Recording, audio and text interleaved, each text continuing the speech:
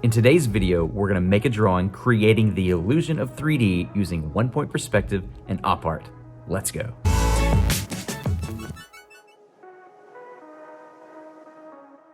One-point perspective is a linear or visual representation of an environment that gives the viewer a sense of three-dimensional depth. We experience one-point perspective when we look down a hallway or a set of railroad tracks. Op art is short for optical art. This is a visual style that creates 3D optical illusions. Throughout today's video, I strongly encourage you to pause occasionally to check your work and to make sure you're on the right path. Let's get started.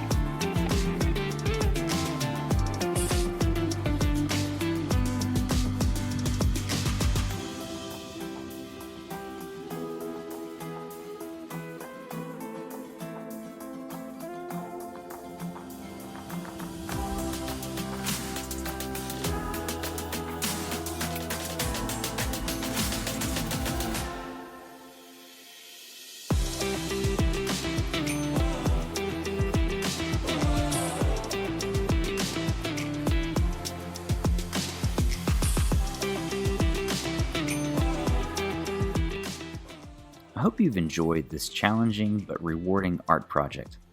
Thanks for watching.